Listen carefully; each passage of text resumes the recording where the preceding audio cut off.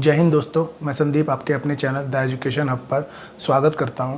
और जो भी मेरे इस चैनल पर नए हैं, जो नए आते हैं, जो विज़िट करते हैं, तो उनसे रिक्वेस्ट है कि वो इस चैनल को सब्सक्राइब करें और लाइक करें। आपको ये वीडियो देखने से पहले मेरे पीछे जो 3 वीडियो आए हैं, first part, second part, third part, उसको ज़रूर देखें, क्योंकि जब वो देखेंगे तब आपको ये आगे की चीज़ें समझ में आएंगी। अभी दोस्तों कुछ दिन के बाद मैं भी 1 या 2 दिन के बाद मैं पॉलिटी भी स्टार्ट करने वाला हूँ। तो हम पॉलिटी भी इसी तरीके से पढ़ेंगे जैसे ये पढ़ रहे हैं। पॉलिटी भी अच्छी तरीके से पढ़ाया जाएगा और पॉलिटी पढ़ने के बाद भी आपके बहुत सारे कंसेप्ट क्लियर होंगे। तो हम आज का सेशन स्टार्ट करते हैं। तो आज देखते हैं, मैंने जम्मू के बारे में, कल जम्मू के, हिमाचल के और उत्तराखंड के और पंजाब के बारे में कुछ बाहरी चीज़ों को बताया था।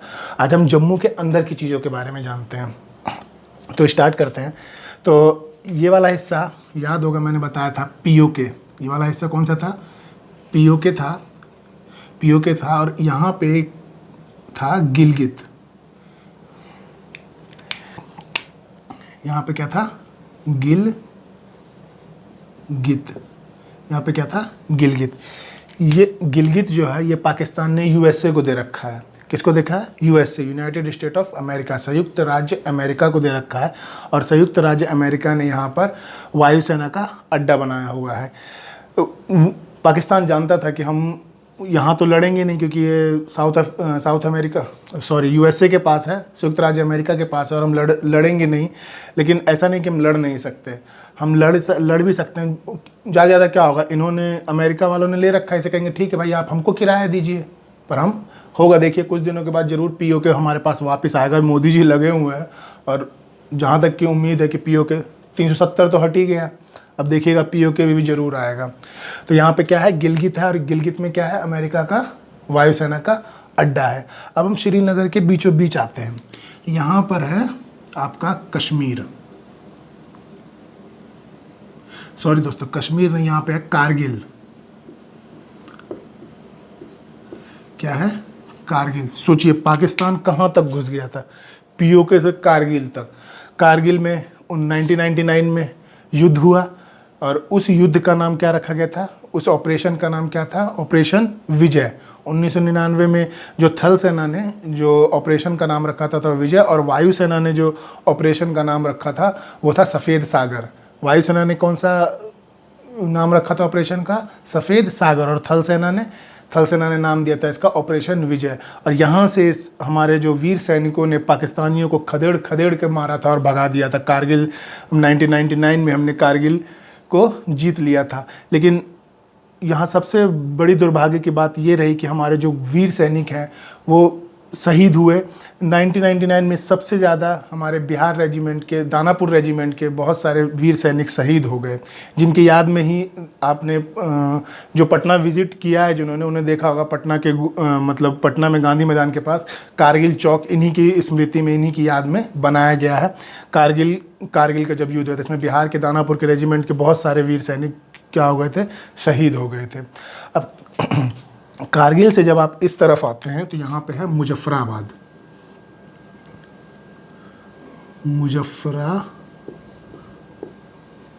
मुजफ्फराबाद, यहाँ पर क्या है? मुजफ्फराबाद। मुजफ्फराबाद जो है वो पीओके की राजधानी है। क्या है? पीओके की राजधानी है। पीओके की राजधानी क्या है? मुजफ्फराबाद। अगर आप क्वेश्चन आता है कि पीओके की राजधानी क्या है, तो वो क्या है? Muzaffarabad.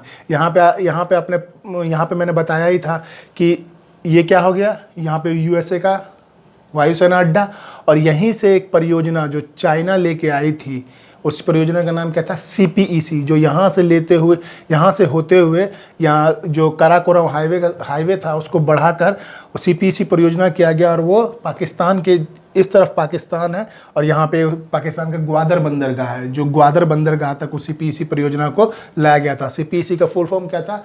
China Pakistan economic corridor. क्या नाम था? China Pakistan economic corridor. अब मुजफ्फराबाद से आप थोड़ा नीचे आइएगा तो यहाँ पे है उरी। यहाँ पे है उरी। उरी के बारे में आप जान रहे होंगे। उरी में अभी क्या हुआ था? Surgical strike. हमारे वीर सैनिकों ने पाकिस्तान में घुसकर उरी का बदला लिया था, क्योंकि हमारे जो सैनिक थे वो सोए हुए थे और उन पे आतंकवादियों ने हमला कर दिया था। तो उसी का बदला लेने के लिए पाकिस्तान पर सर्जिकल स्ट्राइक किया गया था। उसी को कहते हैं उरी का सर्जिकल स्ट्राइक। हमारे वीर सैनिकों ने घुस के पाकिस्तान के अंदर जाके उन आतंकवादियों का सफाया किया था, और बिना एक सैनिक मरे हुए बिना शहीद हुए वो वापस आ गए थे। एक एक सैनिक हमारा उन्हें मारकर वापस आया था। तो ये क्या है, यहाँ पर है उरी से आप इधर आइएगा तो यहाँ पर है गुलमर्ग। क्या है,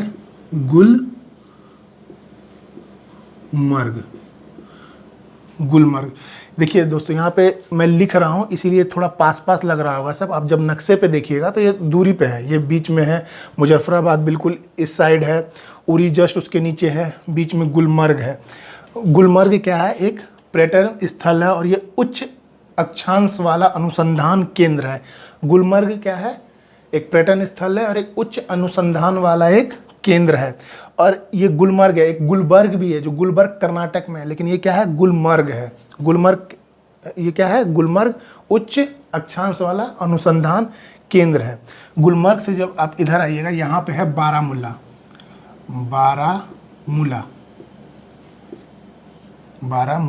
कारगिल दोस्तों इसके इस तरफ है, बस यहाँ पे लिखने की वजह से ये सारी चीज़ें पास नज़र आ रही हैं, ऐसा नहीं है। अगर मैं इसको छोटा लिख दूंगा तो आपको बहुत यहाँ शायद दिखाई भी ना दे।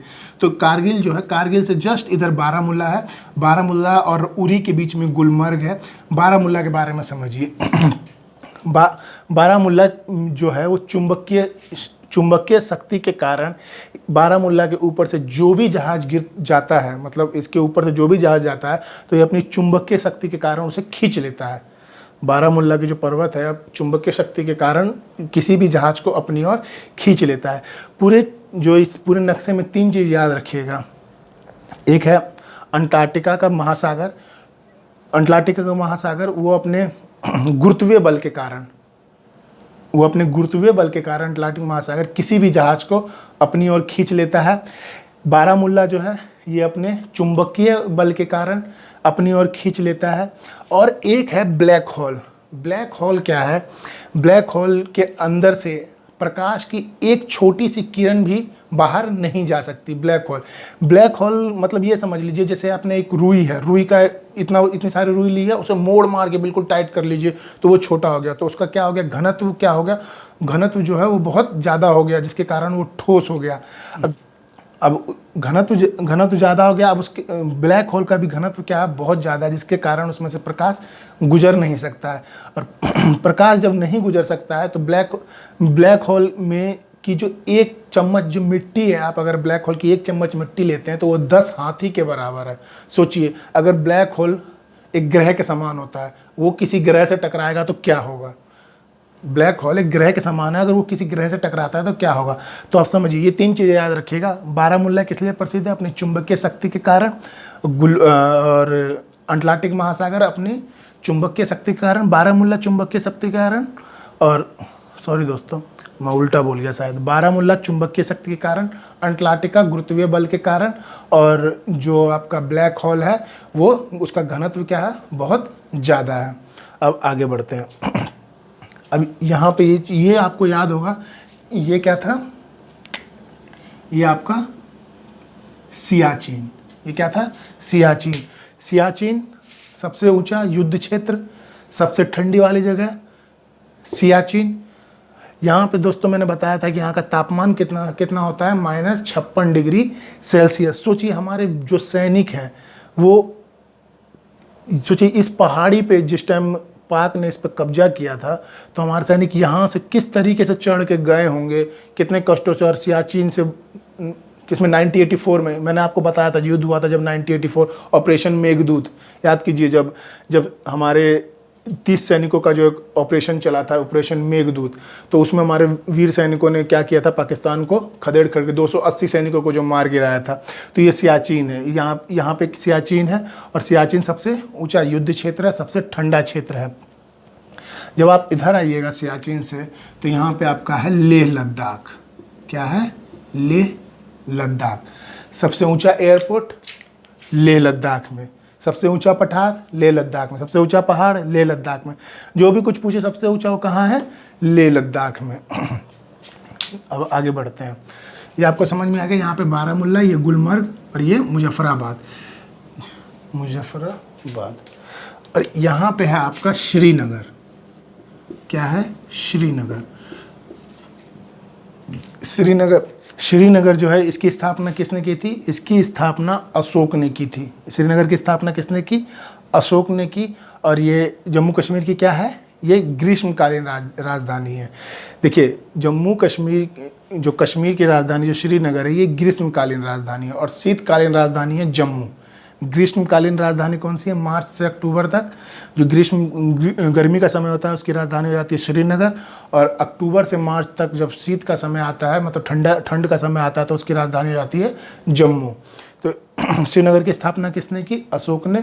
और इसकी जो ये किसकी राजधानी है, कश्मीर की राजधानी क्या है, श्रीनगर है। ये श्रीनगर, यहाँ पे है वैष्णो देवी, वैष्णो देवी। और जस्ट इसके नीचे है उधमपुर, उधमपुर। और यहाँ पे है आपका जम्मू, यहाँ पे आपका जम्मू। अब वैष्णो देवी समझिए, वैष्णो देवी किस लिए वैष्णो देवी जो है किस लिए प्रसिद्ध है। यहाँ पर वैष्णो देवी, यहाँ पे माँ शेरावाली दुर्गा जी के लिए प्रसिद्ध है। यहाँ पे लोग यात्रा करने के लिए जाते हैं, दर्शन करने के लिए जाते हैं दुर्गा जी का। है ना, उधमपुर थल सेना के उत्तरी कमांड का मुख्यालय है। कहाँ का मुख्यालय, उत्तरी कमांड का। अब देखिए मैप का फ़ायदा, अगर उधमपुर को जिसने उत्तरी कमांड का मुख्यालय बनाया था उसने भी तो कुछ सोचा होगा कि यहाँ पे इसको उत्तरी कमांड का मुख्यालय क्यों कहा जाएगा, तो हम उसकी तरह क्यों ना सोचे याद करने की जगह। तो सोचिए जो कश्मीर है वो आपका कहाँ है, भारत से दक्षिण में है, पश्चिम में है, उत्तर में है या पूर्व में है। तो जाहिर सी बात है भारत से कहाँ, उत्तर में। तो ये थल सेना का क्या हो गया, उत्तरी कमांड का मुख्यालय कहाँ हो गया, उधमपुर में। जम्मू, अब जम्मू के बारे में समझिए। जम्मू में एक राजा थे जिनका नाम था जम्मू लोचन। क्या नाम था, जम्मू लोचन। उन्हीं के नाम पर इसका नाम क्या पड़ा, जम्मू पड़ गया। और ये जो जम्मू है ये तवी नदी के किनारे बसा हुआ है। जम्मू का कौन सी नदी किनारे बसा हुआ है, तवी नदी के किनारे। आपने देखा होगा जब हम जम्मू जाते हैं तो जम्मू तवी स्टेशन आता है, तो स्टेशन का नाम किसके नाम पे पड़ा है, तवी के नाम पर पड़ा है, तो जम्मू तवी। तो जम्मू जो है कहाँ पर है, तवी नदी के किनारे है। और जम्मू के राजा का नाम क्या था, जम्मू लोचन। इसके राजा का नाम क्या था, जम्मू लोचन। ये दोस्तों कारगिल और श्रीनगर के बीच में यहाँ पे है अमरनाथ। क्या है, अमरनाथ की गुफा, अमरनाथ। अब अमरनाथ के बारे में तो आप जानते हैं कि अमरनाथ में क्या होता है, भगवान शिव जी का मतलब शिवलिंग बनता है। ठंडी के दिनों में बर्फ़ ज़्यादा हो जाने के कारण जो बर्फ़ धीरे धीरे नीचे गिरती है उससे एक शिवलिंग का निर्माण हो जाता है। लोग बाग यहाँ यात्रा करने के लिए जाते हैं। अगर आप देखिएगा नक्शे में कि इधर आपने देखा था हिमाचल था, इधर पंजाब था, फिर उधर उत्तराखंड, नीचे हरियाणा। तो इसमें सबसे पास में जो घूमने के लिए अगर लोग बाग जाते हैं, बाकी सब ये सारी चीज़ें बहुत ऊंचाई पर है, पहाड़ियों पर है, ये सारी चीज़ें पहाड़ियों पर है। जम्मू थोड़ा पास पड़ता है, तो यहाँ तक आपको ट्रेन की सुविधा मिल जाती है कटरा तक, जिससे आप जम्मू तक जाते हैं। जम्मू के बाद आप बस या फिर कटरा तक वैष्णो देवी की यात्रा के लिए जा सकते हैं। इसके बाद देखिए कितने ऊंचाई पे श्रीनगर, अमरनाथ की यात्रा करना बहुत मुश्किल है। इस पर कहा जाता है कि जिसको भगवान बुलाते हैं बस वही जाते हैं। इन जो धार्मिक स्थल होते हैं, धार्मिक स्थल गरीब से गरीब भी पहुंच जाता है और अमीर से अमीर भी नहीं पहुंच पाते हैं, क्योंकि जब तक भगवान का बुलावा नहीं होगा तो आप किसी भी धार्मिक स्थल की यात्रा नहीं कर पाइएगा। तो ये क्या हो गया, जम्मू, ये उधमपुर, ये वैष्णो देवी, श्रीनगर, अमरनाथ, कारगिल, लेह लद्दाख, मुजफ्फराबाद। यहाँ पे आपका क्या था, बरमुडा के इधर आपका क्या था, गुलमर्ग, और गुलमर्ग के इधर आपका क्या था, उरी। इधर क्या था, उरी। ये तो जम्मू के अंदर की ये चीज़ें हो गई। जम्मू में बस इससे ज़्यादा गली मोहल्ले के बारे में तो पूछेगा नहीं। जो मेन चीज़ें थी जम्मू के अंदर, ये यही चीज़ें थी। अब हम जम्मू के बारे में कुछ और जानते हैं। देखिए, जम्मू में सेब का उत्पादन बहुत अधिक होता है, लेकिन उससे भी ज़्यादा सेब का उत्पादन हिमाचल प्रदेश में होता है। लेकिन जम्मू कश्मीर के जो सेब होते हैं वो अच्छी क्वालिटी के होते हैं। जम्मू कश्मीर के सेब क्या होते हैं? अच्छी क्वालिटी के होते हैं। और जम्मू कश्मीर में छुआरा का भी उत्पादन किया जाता है। किसका उत्पादन किया जाता है? छुआरा का भी उत्पादन किया जाता है। और जम्मू कश्मीर की एक चीज़ और बड़ी फेमस है, वो है केसर। केसर आपने देखा होगा, वो जो दूध में डाल के पीते हैं। केसर की जो कीमत है वो करीबन 1.25 लाख रुपए में 1 किलो आता है। कितनी कीमत है उसकी? 1.25 लाख में 1 किलो आता है। कहा जाता है कि उसको दूध में पीने से, जो गर्भवती महिला अगर उसको दूध में डाल के पीती है तो उनके बच्चे गोरे पैदा होते हैं, ऐसा कहा जाता है। पता नहीं सच है कि नहीं है, पर केसर जो है उसकी कीमत बहुत ज़्यादा है। देखिए, अब किसी भी जो या आप जो नक्शा देख रहे हैं, इस नक्शे को कहते हैं पॉलिटिकल नक्शा। नक्शे 3 प्रकार के होते हैं, फिजिकल, पॉलिटिकल और थेमेटिकल। अब पॉलिटिकल, फिजिकल और थेमेटिकल में अंतर क्या है? पॉलिटिकल वह नक्शा है जिसको एक अंधा भी पढ़ ले। कहने का मतलब है जिसमें आप सब सारी चीज़ें देख सके कि ये पंजाब है, ये हरियाणा है, ये उत्तर प्रदेश है, ये दिल्ली है, ये उत्तराखंड है, ये अरुणाचल प्रदेश है। जैसे इसमें आप देख रहे हैं, ये गिलगित है, ये कारगिल है, अमरनाथ है, श्रीनगर है। तो जिसमें आप आसानी से सब कुछ दिख जाए, आपको समझ में आ जाए, उसको कहते हैं पॉलिटिकल नक्शा। उसको क्या कहते हैं? पॉलिटिकल नक्शा। एक होता है फिजिकल नक्शा। फिजिकल नक्शा में आपको ये चीज़ें बताई नहीं जाएंगी कि ये मुजफ्फराबाद है, ये कारगिल है, ये क्या है। उसमें सिर्फ किसको दर्शाया जाता है? या तो पर्वत, पहाड़, मैदानी क्षेत्र को दिखाया जाएगा, बर्फ़ को दिखाया जाएगा। तो इनको दर्शाने के लिए हर अलग अलग रंग का प्रयोग किया जाता है। जैसे अगर भूरा रंग का प्रयोग किया गया तो समझ लीजिए वो पहाड़ी एरिया है। सफ़ेद रंग का प्रयोग किया गया तो समझ लीजिए वो बर्फीला एरिया है। और भूरे रंग को ही खूब डार्क कर दिया, ज़्यादा गहरा कर दिया भूरा रंग, तो समझ लीजिए उस पहाड़ की ऊंचाई ज़्यादा है। अगर ब्लू रंग में किसी चीज़ को दर्शाया गया है तो वो समझ लीजिए वहाँ पे या तो नदी है या समुद्र है। अगर किसी चीज़ को हरे रंग से दर्शाया गया है तो वो मैदानी क्षेत्र है। वो क्या है? मैदानी क्षेत्र है। तो ये फिजिकल नक्शा हुआ। और थेमेटिकल नक्शे में क्या होता है? उसमें सिर्फ ये बताया जाता है, वो कोऑर्डिनेट के हिसाब से चलते हैं। जैसे जलमार्ग बता देंगे कि यहाँ से यहाँ तक ये है, रेल मार्ग के बारे में बता दिया जाएगा, सड़क मार्ग के बारे में बता दिया जाएगा, वायु मार्ग के बारे में बता दिया जाएगा। वो अधिकतर सेना यूज़ करते हैं। उसमें कोऑर्डिनेट के हिसाब से काम होता है, लॉन्गिट्यूड और लैटिट्यूड के हिसाब से काम होता है। तो ये 3 नक्शे होते हैं जिन्हें हम आसानी से पढ़ सकते हैं। वो पॉलिटिकल नक्शा, जिसमें पर्वत, पहाड़, नदी, नाले सबको दर्शाया जाता है, वो क्या होते हैं? फिजिकल नक्शा। और जिसमें कोऑर्डिनेट के अनुसार काम होता है, जिसमें सड़कें, रेलवे, वायुयानों के बारे में दर्शाया जाता है, वो क्या होता है? थेमेटिकल नक्शा। अब हम इसके पहाड़, मतलब जो इसके जो पहाड़ी क्षेत्र है, पर्वतों के बारे में जानते हैं। वैसे मैं बता चुका हूँ। देखिए, अब मैं आपसे कुछ पूछता हूँ। यहाँ पे जो दर्रा था वो कौन सा दर्रा था? यहाँ वाला दर्रा कौन सा दर्रा था? यहाँ पे कराकोरम दर्रा। और ये जो पाकिस्तान को जोड़ रहा था, ये कौन सा दर्रा था? बुर्जिला दर्रा। और जो कश्मीर को अन्य राज्यों से जोड़ रहा था, वो कौन सा दर्रा था? बनिहाल दर्रा। कौन सा दर्रा था? बनिहाल दर्रा। लेह को भी, लेह तक जाने के लिए एक दर्रे का प्रयोग किया जाता है जिसका नाम है जोजिला दर्रा। लेह तक पहुंचने के लिए किस दर्रे का प्रयोग किया जाता है? जोजिला दर्रा। और कश्मीर को हिमाचल प्रदेश से कौन सा दर्रा जोड़ रहा था? बड़ा लाचला। कल मैंने बताया था, यहाँ पे कश्मीर को हिमाचल प्रदेश से क्या जोड़ रहा था? बड़ा लाचला दर्रा। अब देखिए, मैंने यहाँ पर एक पर्वत श्रृंखला बताई थी। यहाँ पे कौन सी पर्वत श्रृंखला थी? कराकोरम पर्वत श्रृंखला। यहाँ पर लद्दाख, यहाँ पर जास्कर, और ये पीर पंजाल।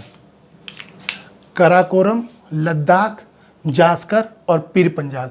अच्छा, अब ये बताइए, जो वैष्णो देवी है वो किस पर्वत श्रेणी पर है? वो किस पर्वत श्रेणी पर है? पीर पंजाल पर। किस पे है? पीर पंजाल पर। इसी तरह अगर मैं पूछूं, कराकोरम दर्रा वो किस पर्वत श्रेणी पर है? तो वो किस पर्वत श्रेणी पर है? कराकोरम पर्वत श्रेणी पर है। तो आज के सेशन में दोस्तों कश्मीर के बारे में हमने जान लिया है, कल हिमाचल के बारे में जानेंगे। कश्मीर के बारे में बस इतनी ही चीज़ें थी, इससे ज़्यादा पूछा भी नहीं जाता है, क्योंकि अब छोटी मोटी गलियां और सड़कें तो इस पर दिखेंगी नहीं कि मैप पे मैं दिखाने जाऊंगा। और मैंने आपको बताया था कि आप इस वाले नक्शे को अगर आप इसको ले लेते हैं, देख लीजिए ध्यान से, ऑक्सफोर्ड स्कूल एटलस है, ये अगर ले लेते हैं, इसमें ज़्यादा खर्चा नहीं है दोस्तों, सिर्फ 100 या 150 या पौने 200 की आएगी। एक बार आप इसको लीजिए, इसमें बहुत कुछ समझ में आएगा, क्योंकि मैं इसी से ही आपको बताता हूँ। ये जो नक्शा है बहुत काम का चीज़ है। जैसे कि मैंने अभी आपको फिजिकल और थेमेटिकल के बारे में बताया था।